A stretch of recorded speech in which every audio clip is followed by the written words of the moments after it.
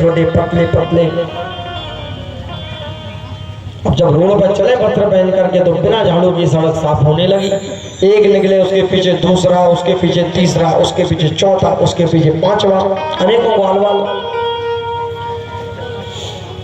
भगवान एक दर्जी के यहाँ पहुंचे। दर्जी ने भगवान को देखा, प्रणाम किया।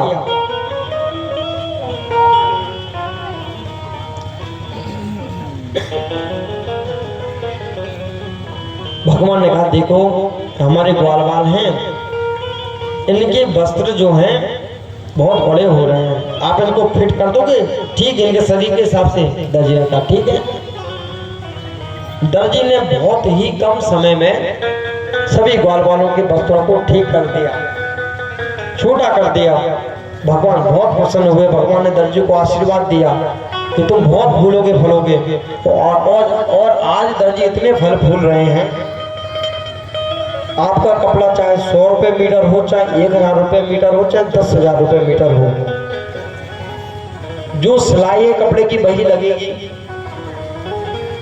हमें तो कथा में कोई ना कोई दे ही देता है, कोई कुर्ते के कपड़े देता है, कोई दुपट्टे दे देता है, कोई दुपट्टे दे देता है तो कोई मांग भी लेता है, महाराज जी आपका दुपट्टा अच्छा लग रहा है दे दो, गुरुजी दुपट्टा दे दो, गुरुजी कुर्ता दे दो।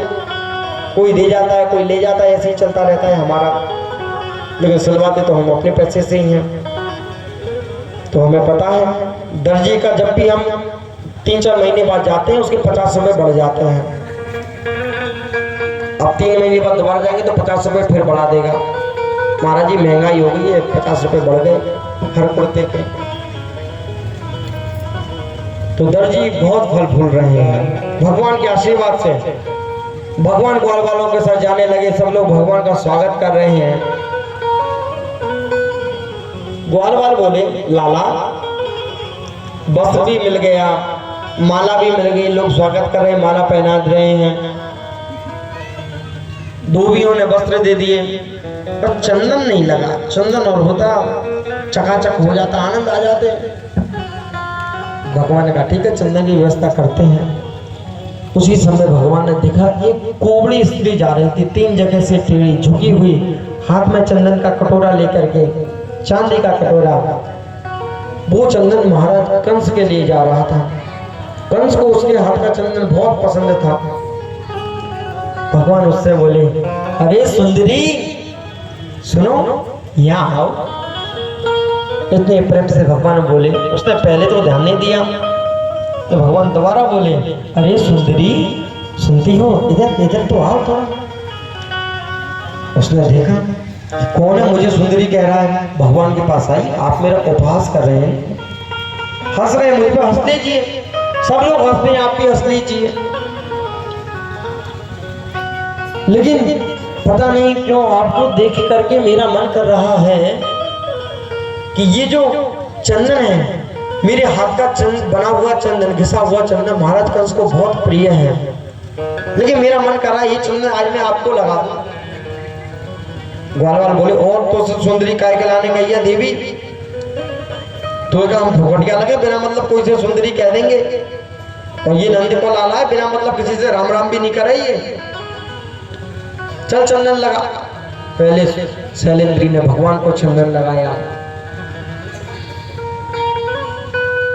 ग्वाल वालों को चंदन लगाने लगी। ग्वाल वालों ने कहा, देवी हमें हाथ में दे दे, हम अपने आप लगाएंगे। ग्वाल वालों ने अपने पूरे मुंह पर चंदन लगा लिया। मथुरा वासियों ने देखा कंस के कपड़े कृष्ण के पास, कंस का चंदन कृष्ण के पास। भगवान जहां धनुष रखा था वहां पहुंचे, भगवान धनुष तोड़ दिया। रात्रि भर कंस को नींद नहीं आई, क्योंकि कंस को जब भगवान शंकर ने धनुष दिया था तो कहा था इसे कोई तोड़ नहीं सकेगा नारायण के अलावा, जो इसे तोड़ देगा वो तुझे छोड़ेगा नहीं, नारायण के अलावा इसे धनुष को कोई तोड़ेगा नहीं, और जो इसे तोड़ देगा वो तुझे छोड़ेगा नहीं। कंस रात्रि भर सोया नहीं। प्रातः काल में थोड़ी सी उसे निद्रा आई तो उसने देखा कि गधे के ऊपर बैठ करके भूत पिशाचों के साथ जा रहा हूँ दक्षिण दिशा की ओर। भयभीत हो गया, जाग गया, अपने मित्रों को बुलाया, चारों मुष्टि सल तोसल केसी, उनसे कहा मुझे बहुत भय लग रहा है। उन्होंने कहा महाराज आप चिंता मत करिए, आप केवल एक अखाड़ा बनवा दीजिए, हम हैं पहलवान, हम करेंगे उससे कुश्ती, उसे हरा देंगे और खेल के में मार देंगे उसे। कंस ने कहा ठीक है। अगले दिन भगवान महल के द्वार पर आए। कुबलिया पीठ नाम का हाथी खड़ा था, बहुत बलशाली हाथी। देखो एक हाथी कितना बलशाली, कितना विशाल होता है। यदि चाहे तो एक वृक्ष को एक बार में उखाड़ सकता है। 10,000 हाथियों का जितना बल होता है उतना बल होता है एक दिशा के हाथी में, और 10,000 दिशा के हाथियों में जितना बल होता है उतना बल होता है कुबलिया पीठ नाम के हाथी में। और 10,000 कुबलिया पीठ में जितना बल होता है उतना होता है इंद्र का जो हाथी है ऐरावत उसमें। और 10,000 ऐरावत हाथियों में जितना बल होता है उतना बल होता है इंद्र में। और 10,000 इंद्र में जितना बल होता है उतना बल होता है हनुमान जी महाराज की जो छोटी उंगली है ना उसका जो आधा भाग है उसमें। जब बालिकी और हनुमान जी महाराज का युद्ध हुआ था, लड़ाई हुई थी, झगड़ा हुआ था, तो बाली को वरदान था कि जो भी इससे युद्ध करेगा उसका आधा बल इसमें आ जाएगा बाली में। हनुमान जी महाराज से युद्ध हुआ, हनुमान जी महाराज का आधा बल बाली में गया तो बाली का शरीर फटने लगा। तो बाली ने उसी समय समर्पण कर दिया कि मैं तुमसे युद्ध में हार गया, मुझसे ये बल सहा नहीं जा रहा। इतना बल हनुमान जी महाराज के अंदर। कुबलिया पीठ नाम का जो हाथी था उसे महाबत ने मदिरा पान करा रखी थी, खुद ने भी कर रखी थी। कृष्ण को देखते ही भगवान ने कहा इस हाथी को मार्ग से हटाओ, हमें अंदर जाना है। हाथी को इशारा कर दिया, हाथी भगवान को मारने के लिए दौड़ा। भगवान दौड़ रहे हैं हाथी से बचने के लिए, हाथी पीछे पीछे जा रहा है। भगवान खेल खेल में पृथ्वी पर गिर गए। हाथी ने पूरे वेग से अपने दांतों का प्रहार भगवान पर किया, भगवान ने करवट ले ली, दांत पृथ्वी में घुस गए। उसी समय बलराम जी महाराज ने एक मुक्के का प्रहार किया हाथी के मस्तिष्क पर, हाथी का प्राणांत हो गया। और दोनों भाइयों ने हाथी के दांत निकाल लिए, कंधे पर रख के अंदर पहुंचे। भगवान का स्वरूप कैसा लग रहा है सबको? जिनकी रही भावना जैसी प्रभु मूरत दिन देखी तैसी, जैसी जिसकी भावना। बाल गोपालों को भगवान अपने बाल गोपाल के रूप में दिख रहे हैं, माताओं को उनके पुत्र के रूप में दिख रहे हैं, संतों को भगवान के रूप में दिख रहे हैं, भक्तों को भगवान के रूप में दिख रहे हैं। और जो स्त्रियां थी उनको स्वयं कामदेव के रूप में दिख रहे हैं। जो वहां पहलवान खड़े थे, मल्ला नाम मशनीम नाम नटवरा, जो पहलवान थे उन्हें भगवान और बड़े पहलवान के रूप में दिख रहे हैं। मथुरा के जो निवासी थे, मथुरा वासी थे, उन्हें भगवान मथुरा के नए महाराज के रूप में दिख रहे हैं। और जो राजा कंस है उसे भगवान साक्षात काल के रूप में दिख रहे हैं। भगवान अंदर पहुंचे, चारों ने भगवान को पकड़ लिया, मुष्टिक ने बलराम जी को पकड़ लिया, युद्ध करने लगे। भगवान ने कहा अरे मामा जी हमसे क्यों लड़ रहे हो, हम छोटे छोटे बालक, आप इतने बड़े पहलवान। चारों ने बोला तुम छोटे छोटे बालक हो, तुमने पूतना मार दी, गोवर्धन पर्वत धारण कर लिया, हमारे धोबी को मार दिया, बाहर इतना बड़ा हाथी उसे मार दिया, उसके दांत निकाल लाए, तुम छोटे छोटे बालक हो। युद्ध किया, युद्ध करते करते भगवान के पेट में मुक्का मार दिया। भगवान ने कहा ये क्या है? चारों बोला हमारे यहाँ तो ऐसी कुश्ती होती है। भगवान ने कहा ठीक है हमारा भी खा लो। भगवान ने चारों में एक थप्पड़ का प्रहार किया, चारों का प्राणांत हो गया। बलराम जी ने देखा लाला ने बड़ी जल्दी निपटा दिया। बलराम जी ने भी एक मुष्टिका का प्रहार किया, मुष्टि में उसका भी प्राणांत हो गया। सल दो सलाए दोनों भाइयों ने उनका भी वध कर दिया। बचा अकेला कूट, अब इधर दो उधर अकेला पहलवान, दोनों ने कूट की ऐसी कोड़ाई की उसका भी प्राणांत कर दिया। ग्वाल वालों ने ये दृश्य देखा, प्रसन्न हो गए, जय जयकार करने लगे, नंद के लाला की, कृष्ण कन्हैया लाल की।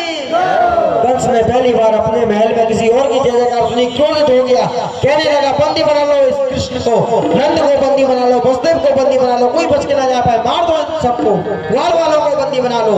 सभी सैनिक खड़े हुए भाग रहे हैं अपने अपने घर की ओर, कह रहे हम नहीं बंदी बनाएंगे, भाग जाएंगे तो बच जाएंगे, इसे पकड़ेंगे तो मारे जाएंगे।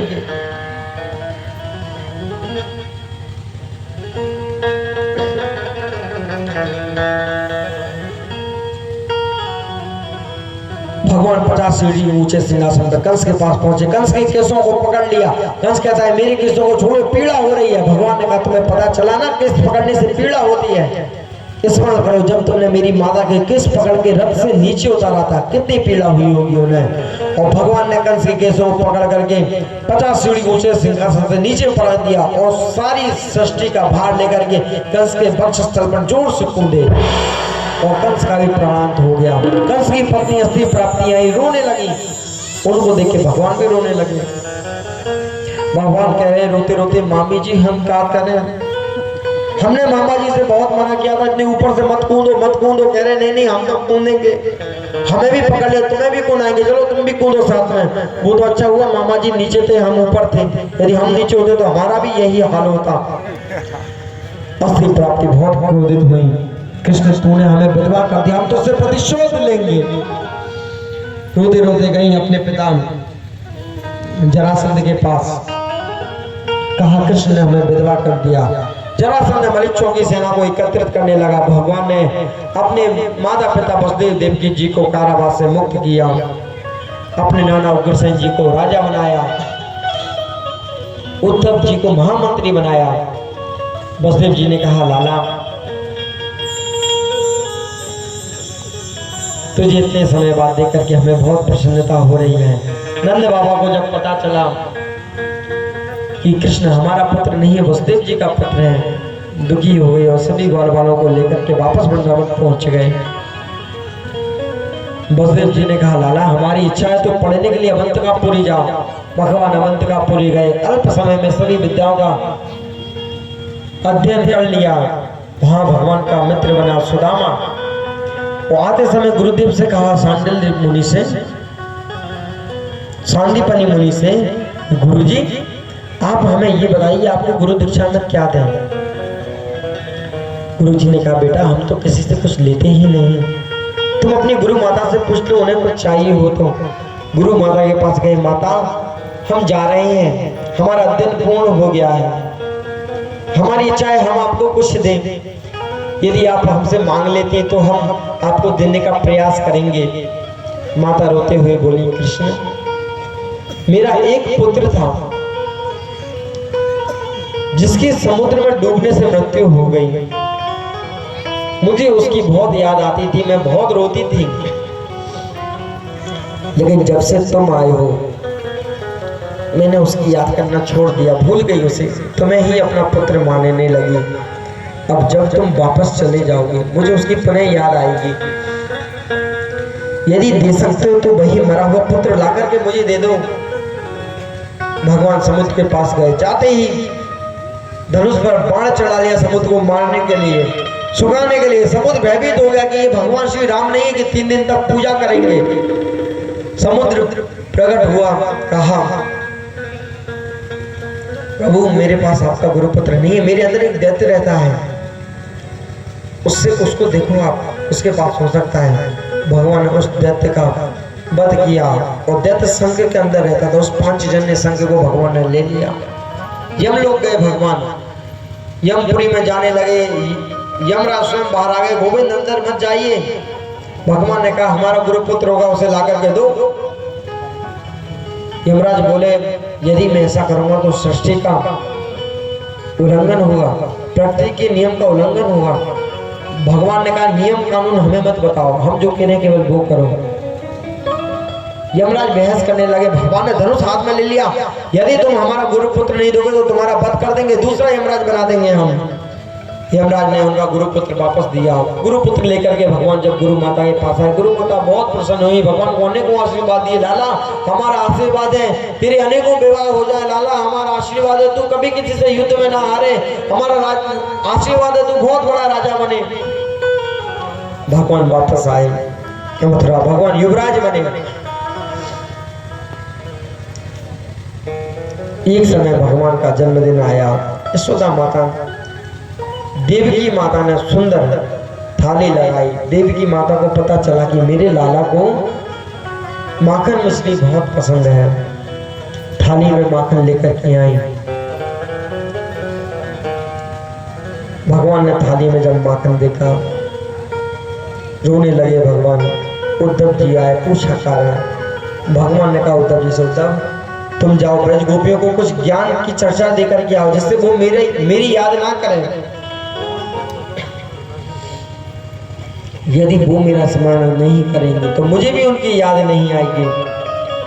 उद्धव जी कहते हैं गोविंद मैं जाऊंगा, मेरी वेदांत भरी वाणी वो मूर्ख ब्रजवासी क्या समझेंगे। भगवान ने कहा सरल भाषा का प्रयोग करना। जिस रथ में भगवान आए थे उस रथ में उद्धव जी गए, भगवान के वस्त्र पहन करके। ब्रजवासी भगवान की राह देखते हैं रोज, आज हमारा लाला आएगा, आज हमारा लाला आएगा। अनेकों दिनों बाद आज एक रथ को आते हुए देखा, बार बार प्रसन्न हो गए, लाला आ गया, लाला आ गया। एक मधुमंगल नाम का भगवान का बचपन का सखा झाड़ियों में छुप गया कि हम लाला से बात ही नहीं करेंगे, इतने दिनों बाद आया, पहले वो हमें आकर के मनाएगा, हमारे चरणों में प्रणाम करेगा, तब हम उससे बात करेंगे। ग्वाल वालों ने समझाया कि लाला इतने दिनों बाद आया है, पहले उससे बात कर ले, फिर नाराज हो जाऊंगा। उद्धव जी आए, उद्धव जी ने आदि पूछा यहाँ नंद बाबा का महल कौन सा है। ग्वाल वालों ने कहा आप कौन हैं, कहां से आए हैं। उद्धव जी ने परिचय दिया अपना कि मैं द्वारकाधीश का मित्र हूँ, भगवान श्री कृष्ण का मित्र हूँ, उन्होंने भेजा है संदेश दे करके। ब्रजवासी दुखी हो गए, लाला परसों की कहकर के गया, परसों बाद भी हमारी याद आई तो खुद नहीं आया, संदेश वाहक भेज दिया। उद्धव जी से कह रहे उद्धव जी आप भगवान के मित्र हैं, ज्ञानी हैं, आपको इतना भी नहीं मालूम कि किसी व्यक्ति से मिलते तो राम राम राधे राधे जय श्री कृष्ण नमस्ते कुछ ना कुछ बोलते हैं, आप कैसे ज्ञानी हैं सीधे आकर कहने लगे नंद बाबा का घर कहाँ है। उद्धव जी ने कहा अरे इन्हें तो मैं मूर्ख समझ रहा था, इन्होंने तो मेरी पहली गलती पकड़ ली। नंद रानी के महल का पता पूछा, महल पे पहुंचे, बाबा को प्रणाम किया।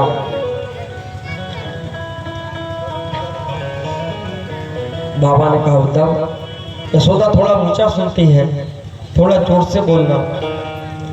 उद्धव जी मैया के पास पहुंचे, जोर से बोले मैया प्रणाम, मैं उद्धव मथुरा से आया हूँ श्री कृष्ण का संदेश लेकर के। मैया ने कहा धीरे बोलो, धीरे धीरे धीरे, मैं अभी अभी कन्हैया को सुला करके आई हूँ, तुम जोर से बोलो कि जाग जाएगा। उद्धव जी बोले ऐसा कैसे हो सकता है, उन्हें तो मैं मथुरा में छोड़ करके आया हूँ, आप दिखाई दर्शन करा दिए मुझे। यशोदा माता उद्धव जी को लेकर के गई अंदर, देखा पालना खाली, रोने लगी मैया। रात्रि भर उद्धव जी को कृष्ण कथा सुनाने लगी। प्रातः काल हुई, मैया ने देखा प्रातः काल हो गई, उद्धव जी से क्षमा मांगते कि बेटा मुझे क्षमा करना, मुझे पता नहीं चला सारी रात्रि कब निकल गई, मैंने तुम्हें विश्राम भी नहीं करने दिया। उद्धव जी ने कहा भैया कोई बात नहीं, मुझे भी अच्छा लगा रात्रि भर भगवान की कथा सुन करके। भैया गोविंद ने ब्रज गोपियों के लिए संदेश भेजा है, आप ब्रज गोपियों का पता बता दीजिए। यशोदा माता कहती है यमुना प्लेन पर सब ब्रज गोपियां मिल जाएंगे। उद्धव जी जाते हैं, पहले ब्रज की लताओं में से देखते हैं गोपियां क्या कर रही हैं।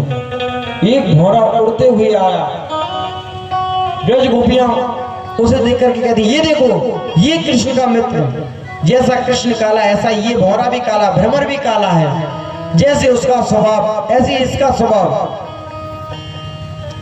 ऐसे वो एक पुष्प से रस लेता है, दूसरे पुष्प से लेता है और फिर उसे छोड़ करके चला जाता है, ऐसे इसका मालिक कृष्ण। घोड़ा उड़ करके जाने लगा, एक गोपी कहती है देखो उसके मित्र की बुराई कर दी, उसे बुरा लगा। अरे भ्रमर मत जाओ, रुक जाओ, हम कुछ नहीं कहेंगे आपके मित्र को, कृष्ण को कुछ नहीं कहेंगे, वापस आ जाओ। एक गोपी कहती है कि इनसे क्या कहना, आज का कपटी थोड़ी ना है, तो जन्म जन्म का कपटी है। राजा बलि के यहाँ छोटा सा बामन बन करके गया था, 52 अंगुल का, उसने सोचा छोटा सा ब्राह्मण है, 3 पग भूमि दे देता हूँ क्या जाएगा। 3 पग भूमि मांगी, सब कुछ उसका छीन लिया। 2 भाई थे बाली सुग्रीव, एक का साथ देके दूसरे को छल से मार दिया। जन्म जन्म का कपटी है। सतयुग में राजा बलि के साथ छल किया, त्रेता में बाली के साथ छल किया, कलयुग द्वापर में हमारे साथ छल कर रहा है। उद्धव जी समझ गए, अरे इन गोपियों को तो सब पता है कि जो राम है वही कृष्ण है, जो कृष्ण है वही नारायण है। अहो यूजम से पूर्णार्थ भवत्यो लोक पूजिता, ये तो सब जानते हैं। ब्रज की लताओं में से निकली, धन्य हो गोपियों धन्य हो। लेकिन गोपियों, आपने एक गलती की, आपने सगुण साकार में मन को लगाया, निर्गुण निराकार में मन को लगाओ तो आपका कल्याण होगा।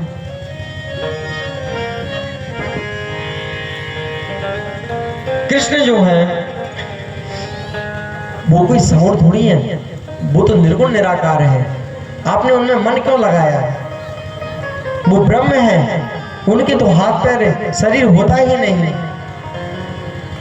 तो गोपियां कहती हैं कि उधो मन ना भये 10-20, एक हतो सो गयो श्याम संग को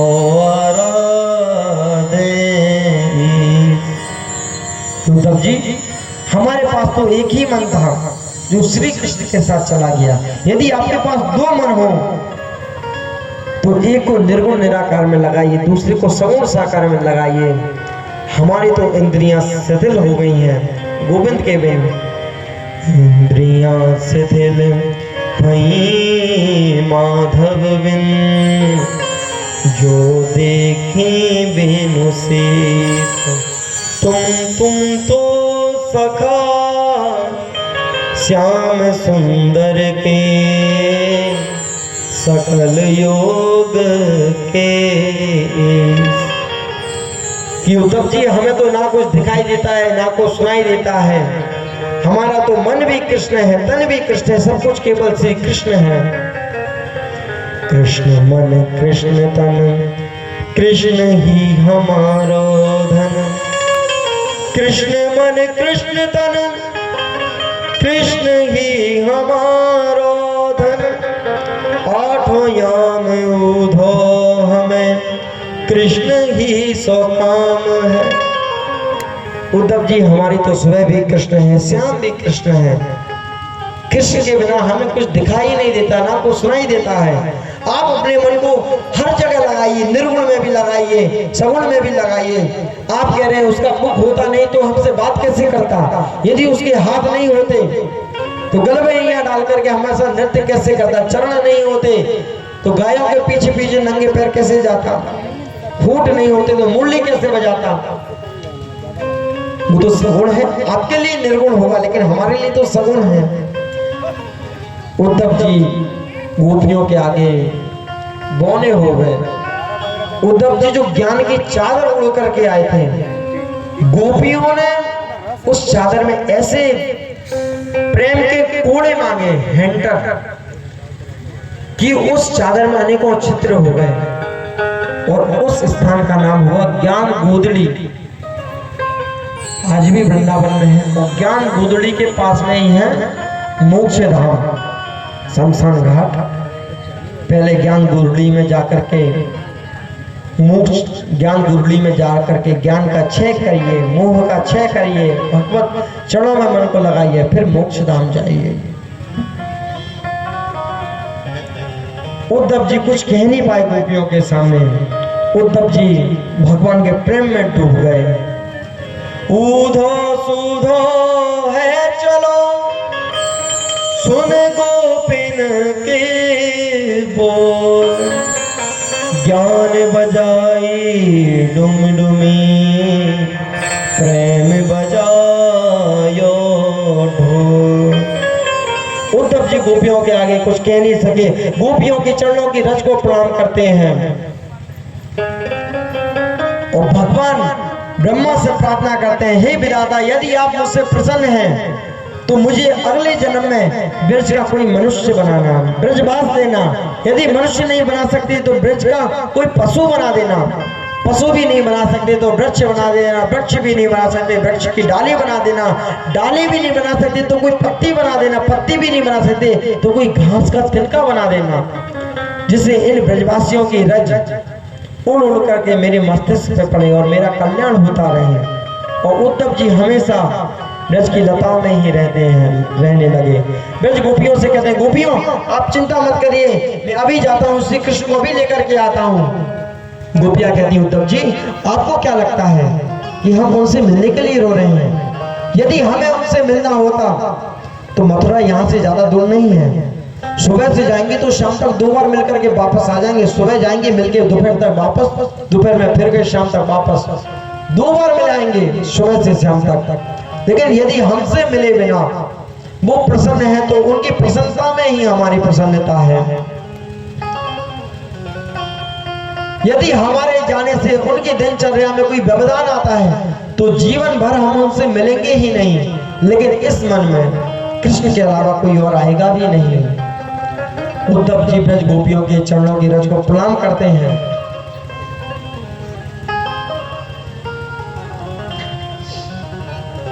मथुरा आते हैं, गोविंद से कहते हैं, गोविंद चलो, मैं ब्रज गोपियों को वचन देकर के आया हूं कि आपको वापस लेकर के जाऊंगा, चलो मेरे साथ। भगवान कहते हैं उद्धव जी से, उद्धव नेत्र बंद करो। उद्धव जी ने नेत्र बंद किए। भगवान ने कहा अब खोलो। तो उद्धव जी ने नेत्र खोले, देखा सभी ब्रजवासी ब्रज गोपियां भगवान के ही पास में हैं और भगवान श्री कृष्ण कृष्ण है, आधे राधा है। उद्धव जी ये दृश्य देख करके आश्चर्यचकित रह जाते हैं। भगवान कहते हैं, उद्धव ब्रजवासियों के अलावा तो मैं एक पल भी नहीं रह सकता, तो सोचो इतने वर्षों कैसे रहूंगा। राधा और कृष्ण अलग अलग नहीं है, दोनों एक ही हैं। राधा कृष्ण स्वरूपं वै कृष्णं राधा स्वरूपिणं। राधा ही कृष्ण है, कृष्ण ही राधा है, एक ही दीपक की ज्योति हैं दोनों। जिस समय भगवान ने मोहिनी अवतार लिया, सभी देवता भगवान को देख करके मोहित हो गए, असुर मोहित हो गए। सबका ये भाव था कि ये सुंदर स्त्री हमसे विवाह कर ले, हमसे विवाह कर ले। लेकिन जब सूर्य नारायण ने मोहिनी भगवान को देखा, उनके मन में विचार आया, इतनी सुंदर स्त्री यदि ये मेरी पुत्री होती तो कितना अच्छा रहता। तो भगवान किसी से मोहित नहीं हुए, मोहिनी भगवान सूर्य नारायण से मोहित हो गए। तो द्वापर युग में भगवान नारायण वसुदेव जी के यहाँ कृष्ण बन करके आए और सूर्य नारायण की पुत्री राधा बन करके आए। राधा ही कृष्ण है, कृष्ण ही राधा है, ये दोनों अलग नहीं है। और लक्ष्मी माता रुक्मणी बन करके आई। जरासंध मृक्षों की सेना को एकत्रित कर रहा था, लाखों मृक्षों को एकत्रित किया, मथुरा पे आक्रमण किया। भगवान ने सारी सेना को मार दिया, जरासंध को छोड़ दिया। 17 बार जरासंध ने आक्रमण किया, भगवान ने हर बार सेना को मार दिया, जरासंध को छोड़ दिया। 18वीं बार आ रहा था, मार्ग में संत लोग मिले। जरासंध ने संतों को प्रणाम किया। संतों ने कहा, विजयी भव। जरासंध ने कहा, सुनो, 17 बार युद्ध में हार गया, 18वीं बार युद्ध करने जा रहा हूं। इस बार हार गया तो सभी संतों को फांसी पर लटका दूंगा, मार दूंगा सबको। और जीत गया तो संतों का दास। संतों ने कहा, हमें भी अपने साथ ले चलो, मरना तो है ही, तुम्हारे हाथों मारे उससे अच्छा भगवान के दर्शन करके मर जाएं।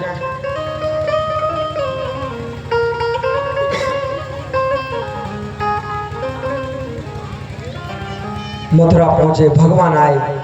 संत लोग भगवान का कीर्तन कर रहे हैं, शंख बजा रहे हैं, मजीरे बजा रहे हैं, जय जयकार कर रहे हैं भगवान की। बलराम जी से भगवान कहते हैं, भैया ऐसा करें, इस बार भाग चलते हैं। बलराम जी ने कहा, क्या कहते हो, लोग हमें रण छोड़ कहेंगे। भगवान बोले, बाप दाऊ देखो, माखन चोर लोग कहते ही हैं, चित्त चोर कहते ही हैं, चीर चोर कहते ही हैं, एक नाम और सही, रण छोड़। कितना अच्छा लग रहा है, रण को छोड़ करके भागे, कितना अच्छा लग रहा है। बलराम जी ने मना कर दिया, मैं नहीं भागूंगा, तुझे भागना तो भाग क्यों रहा है, डर लग रहा है तुझे। भगवान बोले, दाऊ इन संतों को देखो, किस प्रकार से संत लोग मेरा कीर्तन कर रहे हैं, उनके चेहरे पर, मुख पर भय देखो। यदि हमने इसे हरा दिया, ये सबको मार देगा, और यदि हम भागेंगे तो संतों का दास हो जाएगा। हमारी वजह से यदि कोई दुष्ट संतों का दास हो रहा है तो हम एक बार नहीं 1000 बार रण छोड़ करके भागेंगे। दूसरी तरफ से काल यमन आ रहा था। काल कहते हैं मृत्यु को, जरा कहते हैं बुढ़ापा को। और जब मृत्यु और बुढ़ापा एक साथ आए तो मनुष्य को तन रूपी मथुरा छोड़ करके भागना पड़ता है। भगवान भागे, जरासंध भगवान को देख करके जोर से हंसा, वो देखो जीवन भर गायों के पीछे भागा, भागने की आदत भागी नहीं, आज मुझे और मेरी विशाल सेना को देख करके रण छोड़ करके भाग रहा है। हंसने लगा। जरासंध ने भगवान का पीछा किया। भगवान एक पर्वत के ऊपर चढ़ गए। जरासंध ने चारों ओर से पर्वत में अग्नि लगा दी और विजय का शंख बजा करके वापस आ गया। भगवान काल यमन को लेकर के भागे। काल यमन पीछे पीछे, भगवान आगे आगे। भगवान एक गुफा में घुसे। हाँ, महाराज मुचकुंद सो रहे थे। महाराज मुचकुंद ने देवताओं के देवासुर संग्राम में सहायता की। देवताओं ने कहा आपने हमारी बहुत सहायता की, वरदान मांगिए। राजन कहते हैं कि मैं बहुत थक गया हूं, मैं विश्राम करना चाहता हूं, आप मुझे ऐसा वरदान दीजिए जो मेरे विश्राम में व्यवधान डालेगा, मेरी आंखों की ज्योति से वो जल करके भस्म हो जाएगा। भगवान गुफा के अंदर आए। महाराज मुचकुंद सो रहे थे। भगवान ने अपनी पीतांबरी उतारी और मुचकुंद जी को उड़ा दी। काल यमन ने देखा, रे यहाँ आकर के सो गया, थक करके लात मार करके जाने लगा, चलिया बहुत भगाया तूने, युद्ध कर मुझसे। महाराज मुचकुंद उठे और नेत्रों में से दिव्य ज्योति निकली और काल यमन जल करके भस्म हो गया। भगवान के चरणों में मुचकुंद ने प्रणाम किया। समुद्र से स्थान मांगा, समुद्र ने स्थान दिया।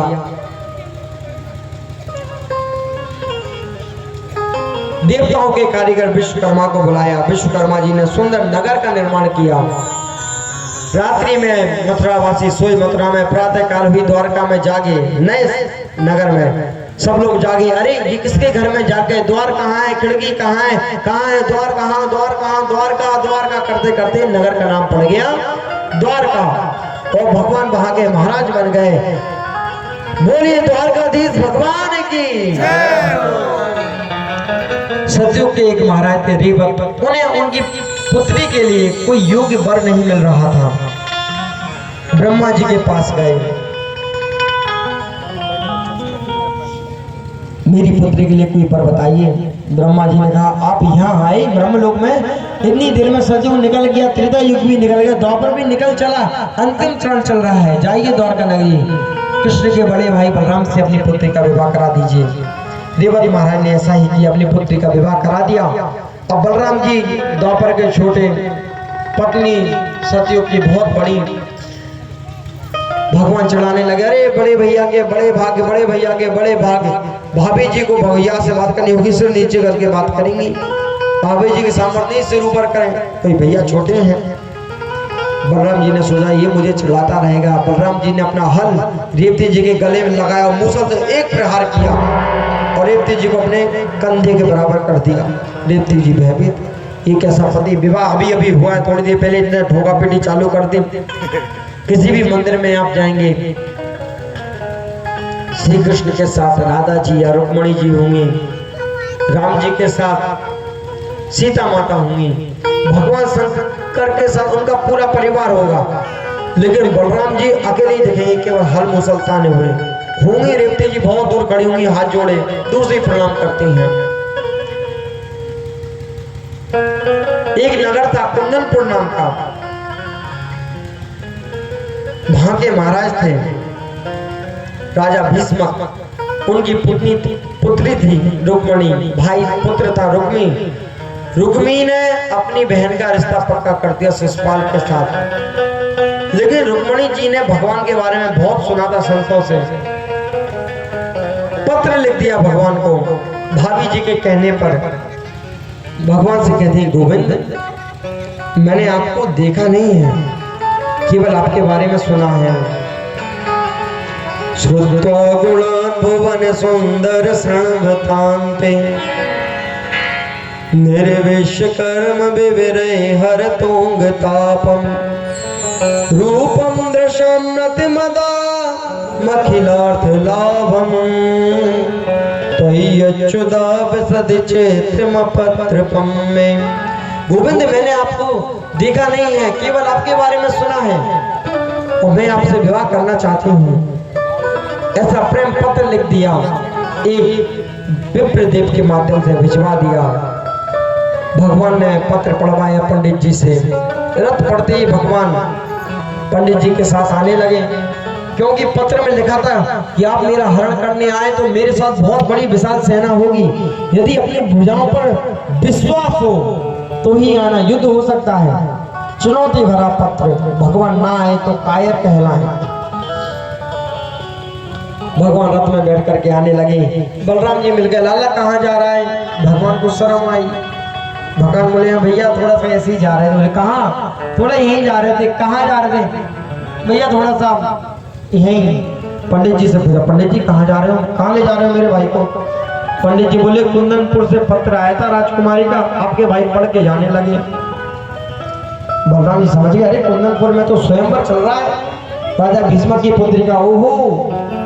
ओहो हमारा कन्हैया बड़ा हो गया है, विवाह होगा इसका। ठीक है लाला तू चल, मैं पीछे बारात लेकर के आ रहा हूँ।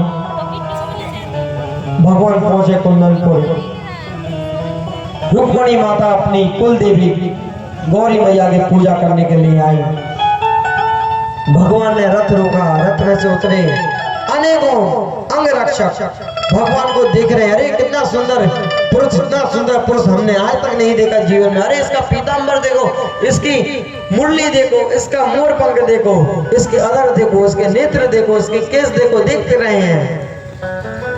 भगवान आए मंदिर के अंदर, रुक्मणी जी का हाथ पकड़ा और ले गए रुक्मणी जी को साथ में। सभी अंग रक्षक कह रहे हैं, देखो दोनों साथ में कितने सुंदर लग रहे हैं, जैसी हमारी रुक्मणी जी वैसा ही ये युवक, दोनों इतने सुंदर लग रहे हैं। इतना सुंदर दृश्य दोनों का। और भगवान रुक्मणी जी को लेकर के रथ में चढ़े और रथ को चलाने लगे। अंग रक्षक रथ को देख रहे हैं, अरे इसका रथ कितना सुंदर है, देखो घोड़े कितने सुंदर हैं, चारों घोड़े एक जैसे चल रहे हैं, एक जैसे दिख रहे हैं, कितना सुंदर दृश्य है। और रथ लेकर के भगवान चले गए। अंग रक्षक कहते हैं, अरे हम यहाँ किस लिए खड़े हैं? अंदर जाके देखो रुक्मणी जी कहाँ है। अंदर जाके पूछा, रुक्मणी जी कहाँ है? सखियां बोली, तुम लोग क्या भांग खा करके यहाँ पहरा दे रहे हो? वो व्यक्ति आएगा रुक्मणी जी का, वो लेकर के हरण करके चला गया राजकुमार। अब तो सबने अल्लाह बता दे, रुक्मणी जी का हरण हो गया, रुक्मणी जी का हरण हो गया, पकड़ो पकड़ो पकड़ो पकड़ो उसे। सभी सैनिक पहुंचे रुक्मणी जी का हरण करने से बचाने के लिए, और युद्ध होने लगा। अब भगवान के समझ आए, युद्ध करें कि पत्नी को संभालें। इतने में ही पीछे से जय जयकार की आवाज आने लगी, बोली दाऊ दयाल की, बलराम जी महाराज की। भगवान प्रसन्न हो गए, दाऊ भैया आ गए। बलराम जी बोले, लाला तू बहू को लेकर पहुंच, मैं बारातियों का स्वागत करता हूँ। बलराम जी ने युद्ध किया, रुक्मणी के भाई को हरा दिया। और राजा भीष्म को जब पता चला कि द्वारकाधीश ने मेरी पुत्री का हरण कर लिया, बहुत प्रसन्न हुए। विवाह की सामग्री लेकर के पहुंचे वसुदेव जी के पास, प्रणाम किया और धूमधाम से भगवान श्री कृष्ण का और रुक्मणी जी का विवाह हुआ। आइए हम सब लोग भी भगवान के विवाह में सम्मिलित होते हैं, सभी प्रेम से गाइए। और भगवान भी आ गए रुक्मणी जी के साथ। तेरा किसने किया श्रृंगार सांवरे, तेरा किसने किया श्रृंगार सांवरे, तेरा किसने किया श्रृंगार सांवरे, तेरा किसने किया श्रृंगार सांवरे। लागे दुल्हा सा तू दिलदार सांवरे, लागे दुल्हा सा तू दिलदार सांवरे, तेरा किसने किया श्रृंगार सांवरे, तेरा किसने किया श्रृंगार सांवरे। रुक्मणी कृष्ण भगवान की।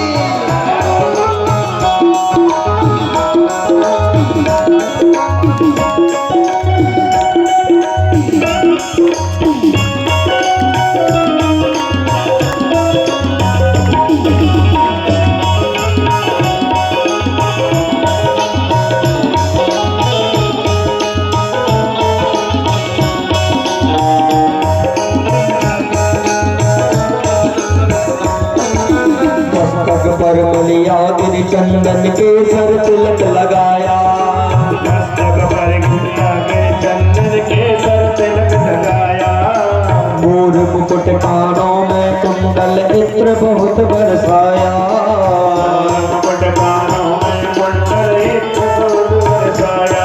महकता रहे ये दरबार सामने,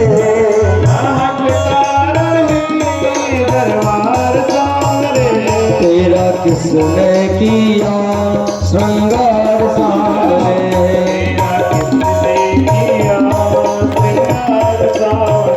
लागे दुल्हा सा तू दिलदार सामने,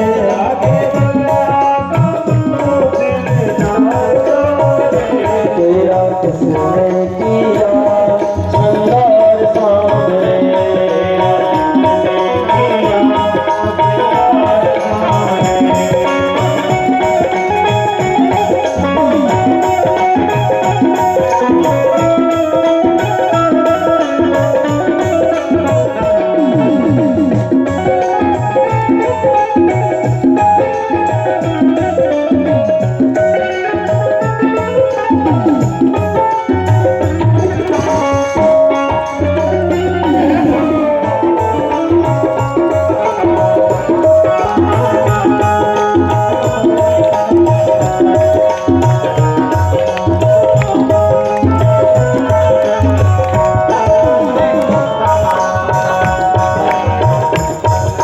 बोल कन्हैया बोल तुझे मैं कौन सा भजन सुनाऊं,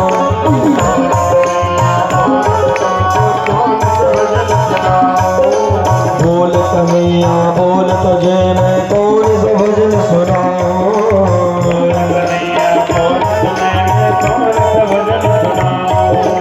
ऐसा कोई राग बता दे क्यों नाचे मैं गाऊं,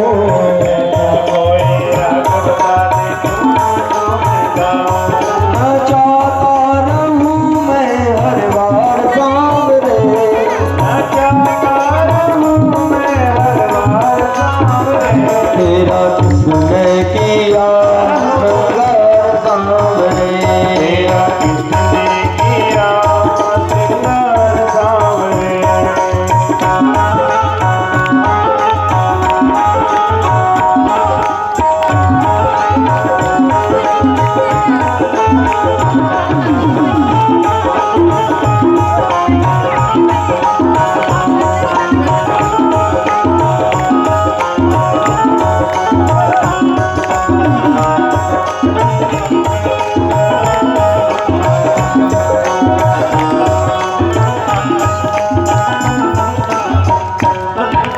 कानों में मकराकत कुंडल सुंदर हार पहनाया, कानों में मकराकत कुंडल सुंदर हार बनाया, कानों में मकराकत कुंडल सुंदर हार बनाया,